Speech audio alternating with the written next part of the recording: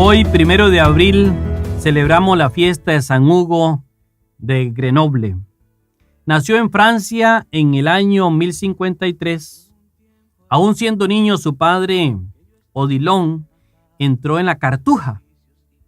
La Cartuja es la orden de los cartujos.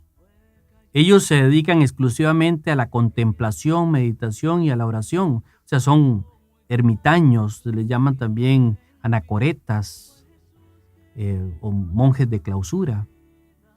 Esta orden de los cartujos fue fundada por San Bruno. Posiblemente el papá de San Hugo entró a esta congregación en mutuo acuerdo con su esposa. Era una forma de abandonar los compromisos familiares y matrimoniales por el reino de Dios. Esta práctica era bien vista y hasta loable, sobre todo cuando la familia tenía una buena posición económica, porque en aquel tiempo se creía que era un estilo de vida más honorable y más santificador que el matrimonio.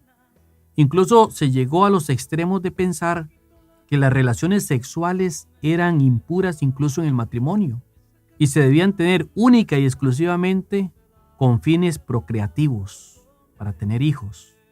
Actualmente, en la sana doctrina de la Iglesia, también se valora el aspecto unitivo de las relaciones matrimoniales.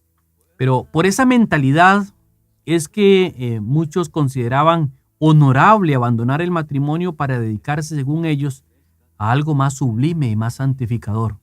Obviamente no podemos juzgar las decisiones de aquellos tiempos con los criterios de hoy, porque seríamos anacrónicos. No estaríamos haciendo un correcto juicio. Porque el papá de San Hugo se fue con los cartujos, la educación de San Hugo fue casi exclusiva de su madre. Siempre fue muy piadoso, devoto de la Santísima Virgen y dado a la oración y a la meditación. Fue un eclesiástico nombrado canónigo en la ciudad de Valence y después obispo de Grenoble del 1080 al 1132, cuando murió. Sin embargo, algo muy interesante de este santo es que nunca quiso ser obispo. Aceptó el puesto prácticamente obligado por el Papa Gregorio VII. Al llegar a su diócesis se encuentra muchas situaciones difíciles de pobreza, de incomprensión, de desorden moral del clero y el pueblo, además de problemas por la lucha contra los sarraceanos.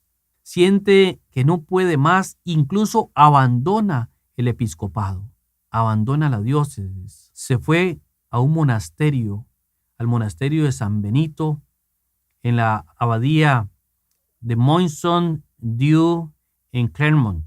Pero el Papa le manda taxativamente volver a la diócesis que a él se le había encomendado. O sea, prácticamente es obligado a continuar en el servicio del episcopado por orden del Papa. Dicen que San Hugo aceptó solo por obediencia, pero su anhelo era estar siempre en meditación, en profunda oración, ser un monje de clausura. O sea, en aquel entonces el matrimonio en sí no tenía importancia, no tenía valor. No es que no tenía valor, tenía mucho valor, pero se consideraba que la vida consagrada a Dios en cuerpo y alma era más sublime, incluso que era importante, necesario consagrar incluso los afectos, la voluntad, la sexualidad a Dios para alcanzar la santidad. Por eso es que este hombre, el papá de San Hugo, estamos hablando que quien se fue después del matrimonio a los cartujos fue el papá de San Hugo. Por eso pide el permiso de su esposa y el resto de su vida lo vive con los cartujos. San Hugo, como les decía, no quería ser obispo. Para él era muy difícil ser obispo. Sin embargo, por obediencia a Roma, acepta continuar como obispo y dura 52 años en el episcopado. Un día como hoy, 1 de abril, murió en el año 1132. Fue canonizado por el Papa Inocencio II solo 2 años después de su muerte, porque la gente reconocía en él un hombre extraordinario, un hombre de Dios. Le pedimos al Señor que nos ayude también a nosotros a cumplir la misión que Él nos encomienda hasta que nos llame a su reino. Amén.